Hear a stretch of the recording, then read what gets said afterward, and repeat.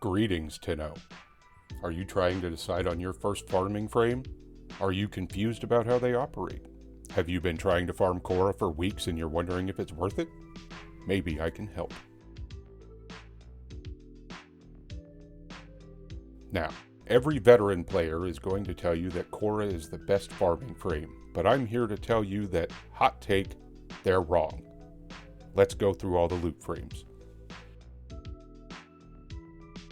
Atlas is technically a loot frame with his augment, but he requires something stupid like 400% strength to make it work, and it's just not worth it. Atlas farming is 1% for diehard Atlas fans and 99% for the memes. Ivara is great for a lot of things, but general farming isn't really one of them. I have an entire video about the benefits of Ivara which I'll link to.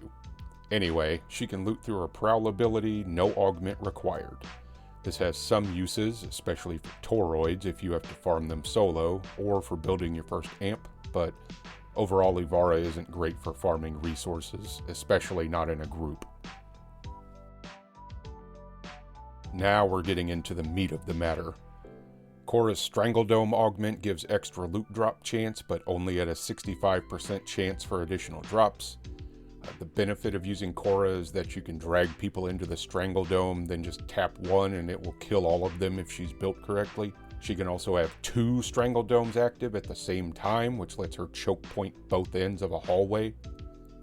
The drawback is that Khora requires a lot of investment that rivals even Sebagoth, but she's generally favored by the community.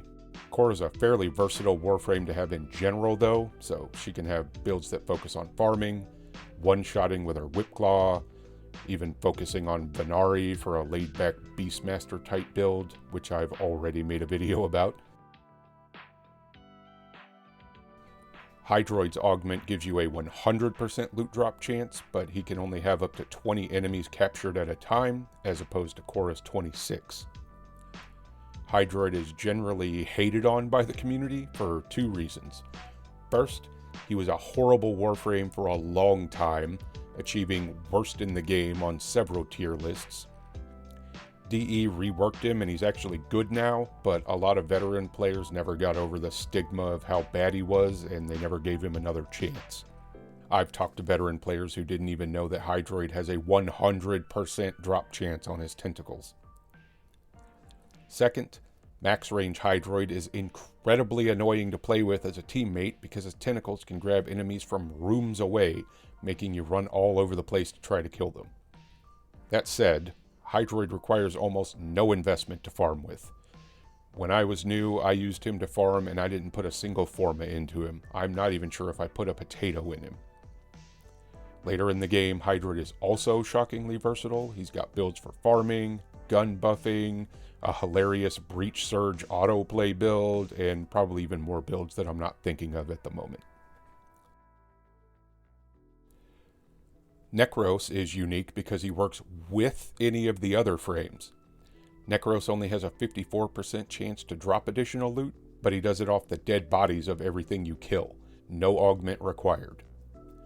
Khora and Hydroid can't capture the same target, but Nekros can desecrate a target that's already been killed by Strangledome or Tentacle Swarm. Multiple Nekros can also work together. They won't desecrate the same target, but they'll desecrate multiple corpses faster because Nekros can only desecrate 3 corpses per second.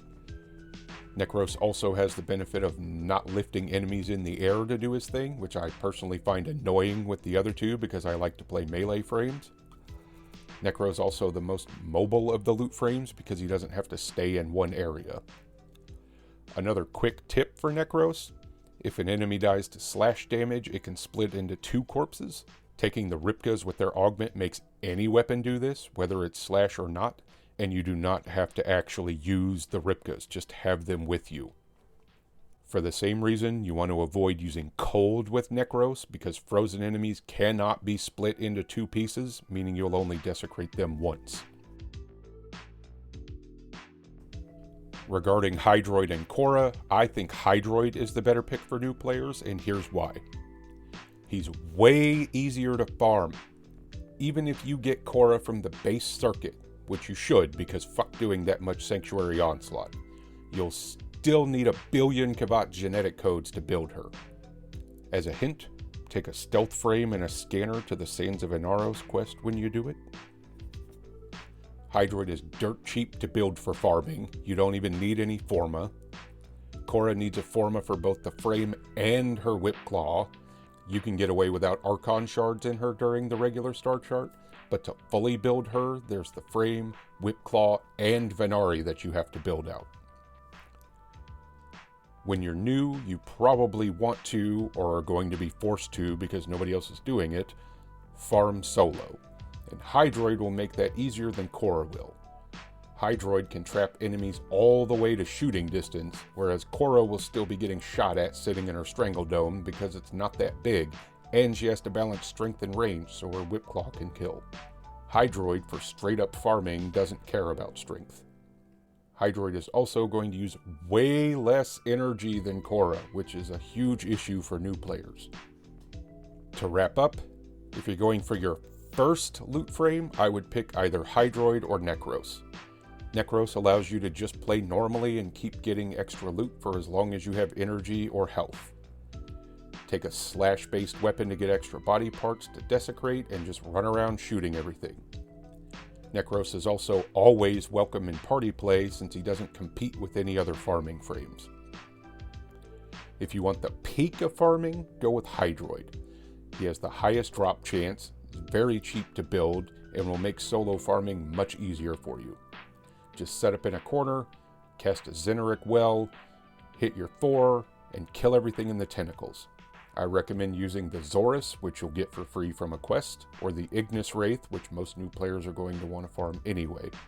Both of those weapons can hit a big AoE in front of you to allow the tentacles to grab new enemies.